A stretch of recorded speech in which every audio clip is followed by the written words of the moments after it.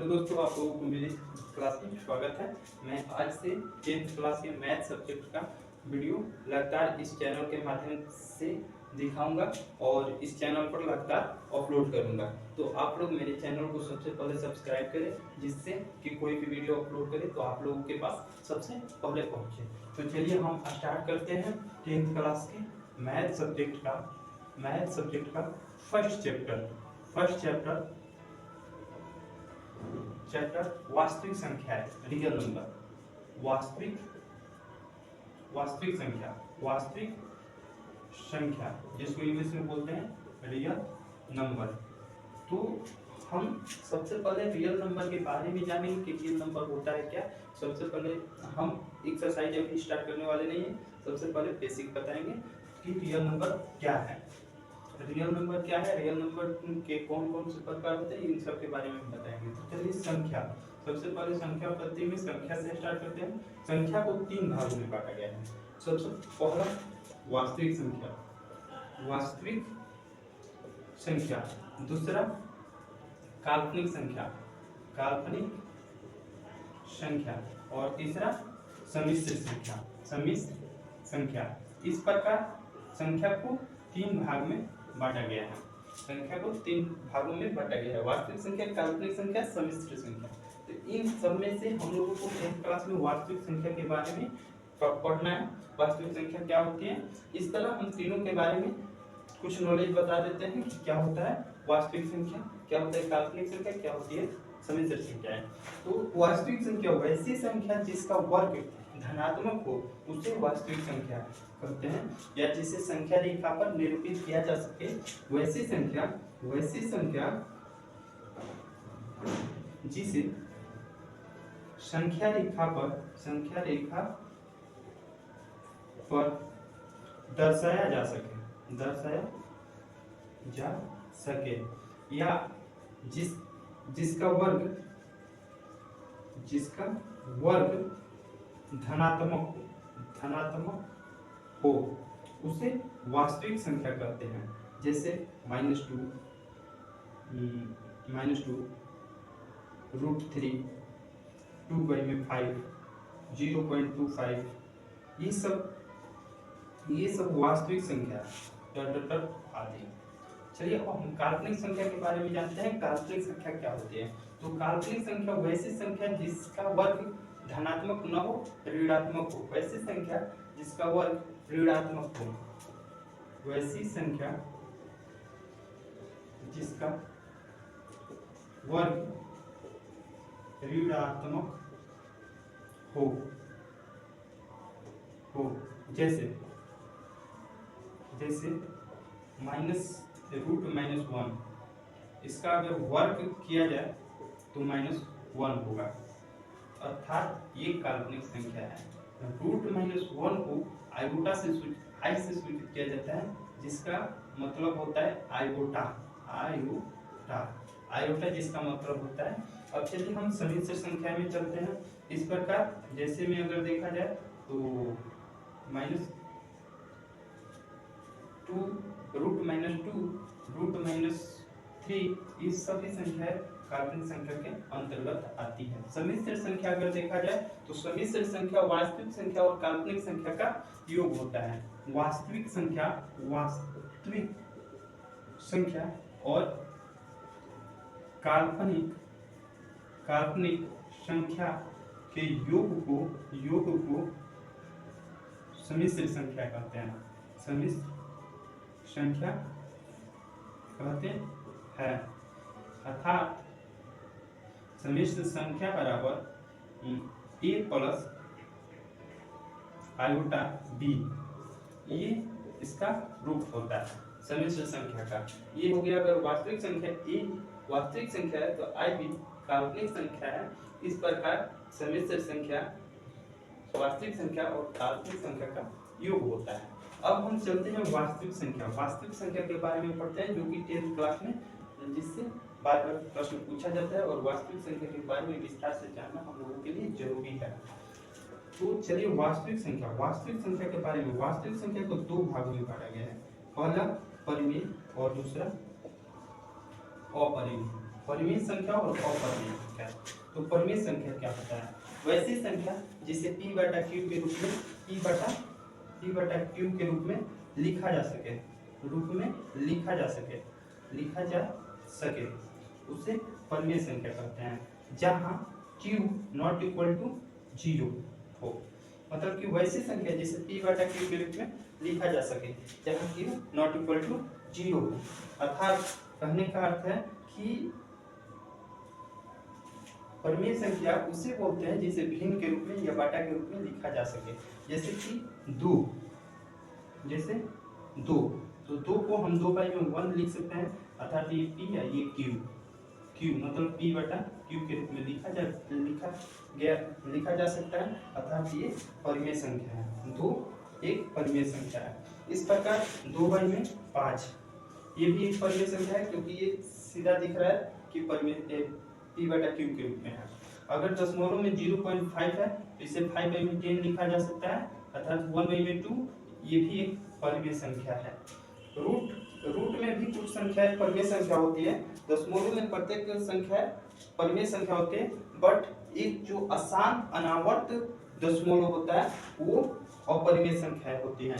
आसान अनावर्त दशमलव जैसे कि 0.12 1 2 3 1 2 3 4 इस प्रकार की अगर संख्याएं आती हैं तो वो अपरिमेय संख्या के अंतर्गत आएगी।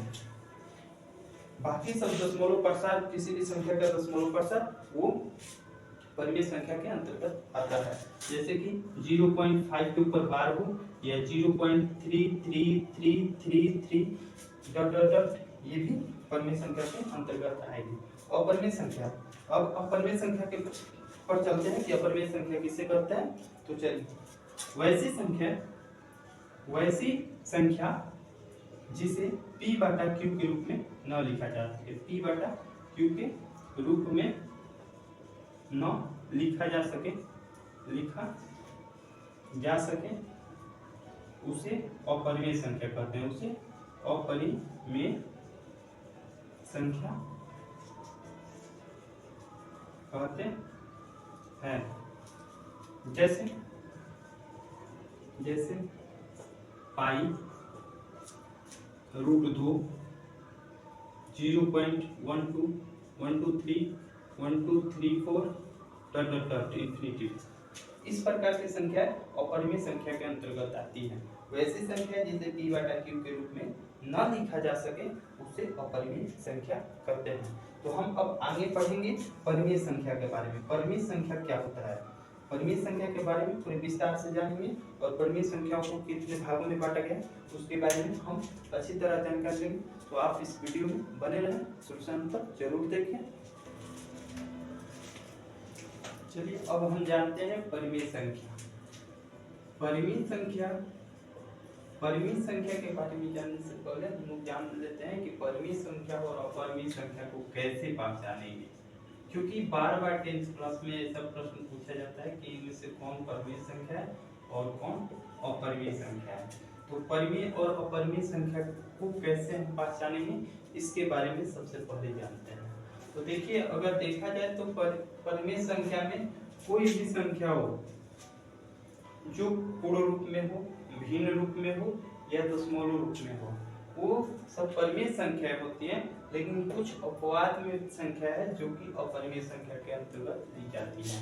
अगर देखा जाए पूर्ण संख्या को, तो पूर्ण संख्या सभी पूर्ण संख्या परिमेय संख्या होती है।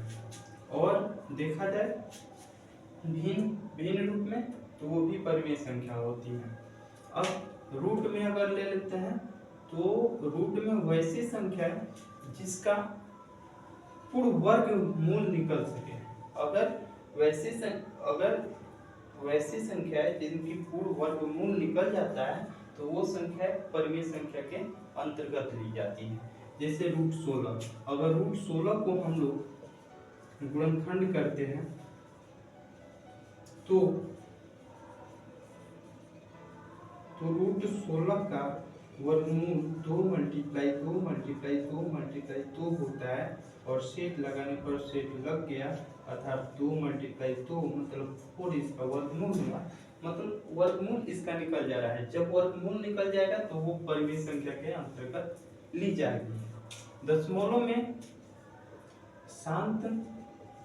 शांत दशमलव को परिमेय संख्या के अंतर्गत रखा जाता है। शांत दशमलव क्या होता है? जो कि भाग देते समय पूरी तरह कट जाती है संख्याएं, उसे दशमलव लगाकर पूरी तरह कट जाती है, वो संख्या शांत दशमलव होती है। अशांत दशमलव में अशांत आवर्त दशमलव परिमेय संख्या के अंतर्गत आती है। जैसे कि ये अगर बार में आ जाता है तो 0.52 के ऊपर बार, तो ये संख्या परिमेय संख्या के अंतर्गत आती है। 0.235 के ऊपर बार, 35 के ऊपर बार, तो वो परिमेय संख्या होती है। और रूट में जिसका पूर्ण वर्गमूल निकल जाए वो परिमेय संख्या के अंतर्गत आती है। अपरिमेय संख्या में सबसे पहले पाई अपरिमेय संख्या के अंतर्गत आती है। अगर पाई के गुणनफल में कोई भी संख्या हो तो वो अपरिमेय संख्या होती है। जैसे 3 + 2 पाई, तो ये एक अपरिमेय संख्या है। अब इस प्रकार अगर देखा जाए रूट में, तो रूट में वैसी संख्या है जिनका पूर्ण वर्गमूल न निकल सके वो अपरिमेय संख्या के अंतर्गत आती है। जैसे कि रूट 15 को का अगर पूर्ण वर्गमूल निकालेंगे तो पूर्ण वर्गमूल नहीं निकलेगा। जैसे कि 15 का कटाएंगे तो 5 मतलब 3 × 5, इसका सेट डबल सेट नहीं लग रहा है, तो ये पूर्ण वर्गमूल इसका नहीं निकल पा रहा है, अर्थात ये अपरिमेय संख्या है। अगला देखा जाए तो दशमलव में अशांत अनावर्त दशमलव मतलब 0.12 123 1234 इंफिनिटी, ऐसी संख्या अपरिमेय संख्या के अंतर्गत ली जाती है। तो आप लोग समझ गए होंगे कि परिमेय संख्या के अंतर्गत कौन सी संख्या ली जा सकती है, अपरिमेय संख्या के अंतर्गत कौन सी संख्या ली जा सकती है। बट कुछ ऐसा भी होता है कि उस वर्ग रूट में रहता है कोई संख्या और उसका पूर्ण वर्ग नहीं निकल पाता है, लेकिन वो आसानी से कट जाता है। मतलब कि जैसे कि 2√2 काटा में √2 है, ये √2 कट गया तो बचा सिर्फ 2, अर्थात ये एक परिमेय संख्या है। उसी प्रकार अगर देखा जाए 3√2 - 3√2, ये क्या है? तो ये भी परिमेय संख्या है, क्योंकि कटाने पर कट जाएगा, तो ये परिमेय संख्या के अंतर्गत ली जाएगी। अब हम जानते हैं परिमेय संख्या के प्रकार के बारे में आगे। तो परिमेय संख्या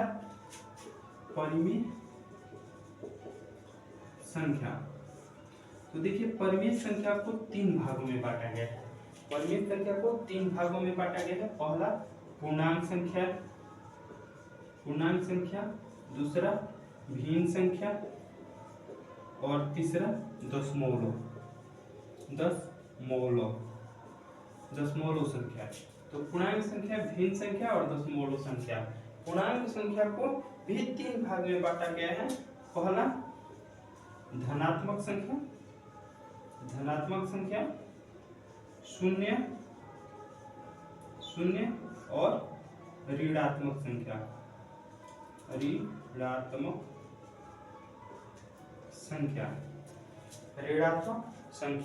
अब धनात्मक संख्या प्लस शून्य को मिलाकर पूर्ण संख्या का समूह बनता है। और धनात्मक संख्याओं को पारकृत संख्या कहा जाता है। पारकृत संख्या को भी 2 भागों में बांटा गया है, भाज्य संख्या और अभाज्य संख्या। पारकृत संख्या को भाज्य संख्या और अभाज्य संख्या के रूप में बांटा गया है। तो धनात्मक संख्या किसे कहा जाता है? सबसे पहले हम जानेंगे परमेय संख्या। तो परमेय संख्या जैसे p/q के रूप में लिखा जा सके, जैसे कि 5, 2/5, -2, 2.5, ये सब परमेय संख्या है। परमेय संख्याओं को 3 भाग में बांटा गया है, जैसे पूर्णांक। तो पूर्णांक में कौन आएगा? तो 2, 3, 5, 7, 8, ये सब पूर्णांक में है। भिन्न में जिसे p/q के रूप में लिखा गया हो, ये सब भिन्न में आएगा। दशमलव में तो 0.5, 0.7, 0.9, ये सब दशमलव में आएगा।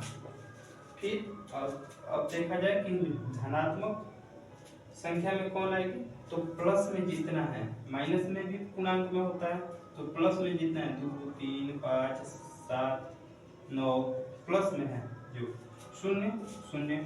ऋणात्मक में -2, -3, -5, -7, ये सब ऋणात्मक संख्या है। ये ऋणात्मक पूर्णांक संख्या हो सकती है। अगला भिन्न में भिन्न भी 4 प्रकार के होते हैं। भिन्न 4 प्रकार के होते हैं। पहला इकाई भिन्न। इकाई भिन्न भी 4 प्रकार के होते हैं। इकाई भिन्न, उचित भिन्न, उचित भिन्न, अनुचित भिन्न, अनुचित भिन्न और मिश्र भिन्न।